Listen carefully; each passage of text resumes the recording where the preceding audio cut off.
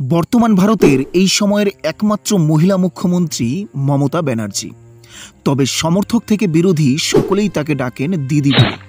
কিন্তু সেই দিদির শাসনেও এই রাজ্যে থেমে নেই বোনেদের ধর্ষণ। বোনেদের করুণ চোখ বারবার দিদির দিকে তাকিয়েছিল বিচারের আশায়। আর সেই দিদি একাধিকবার বোনেদের ধর্ষণ নিয়ে করে গেছেন বহু বিতর্কিত মন্তব্য। কেমনভাবে ধরা পড়েছে দিদির চোখে বোনেদের ধর্ষণ, চলুন একটু দেখে নেওয়া যাক। 5ই ফেব্রুয়ারি 2012 পার্ক স্ট্রিট হত্যাকাণ্ড। পার্ক স্ট্রিটের একটি 5 তারা নাইট ক্লাবের বাইরে থেকে গাড়িতে তুলে নিয়ে গিয়ে ধর্ষণ করা হয় এক মহিলাকে। অভিযুক্ত হয় সুমিত বজাজ, নাসির খান, রুমান খান, কাদের ও আলী। এই পার্ক স্ট্রিটের ঘটনা দিদির চোখে ছিল সাজানো একটি ঘটনা। আর দিদির সাজানো ঘটনার তত্ত্বকে নস্যাৎ করে দিয়েছিলেন তৎকালীন গোয়েন্দা প্রধান দময়ন্তী সেন। ঘটনাচক্রে দেখা যায় তাকে হঠাৎ ডেকে পাঠানো হয় মহাকারণে। কিছুদিন পরেই তিনি বদলি হয়ে যান ব্যারাকপুরের পুলিশ প্রশিক্ষণ কেন্দ্রে।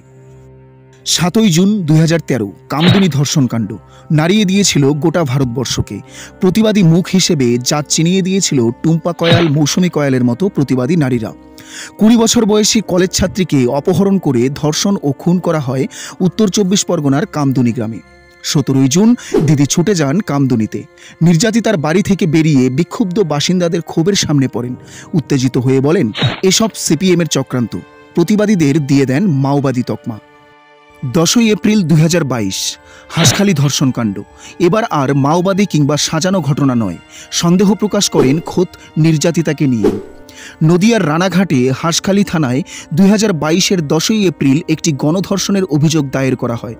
অভিযোগ করা হয় 5ই এপ্রিল স্থানীয় তৃণমূল পঞ্চায়েত সদস্যের পুত্রের জন্মদিনের পার্টিতে নিমন্ত্রিত নাবালিকাকে গণধর্ষণ করা। অভিযোগ ওঠে পঞ্চায়েত সদস্যের পুত্র এবং তার বন্ধুদের ওপর। এরপরেই দিদির সেই বিতর্কিত মন্তব্য। নির্যাতিতার চরিত্র নিয়েই প্রশ্ন করে বসেন। দিদি বলেন, আপনি রেপ বলবেন নাকি প্রেগনেন্ট বলবেন, নাকি লাভ অ্যাফেয়ার বলবেন, নাকি শরীরটা খারাপ ছিল, নাকি কেউ ধরে মেরেছে। এবার সাম্প্রতিকতম সংযোজন আরজি করের তরুণ চিকিৎসকের ধর্ষণ ও খুনের ঘটনা। এবারেও দিদির বিরুদ্ধে অভিযোগ তথ্য প্রমাণ লোপাট ও দোষীদের আড়াল করার।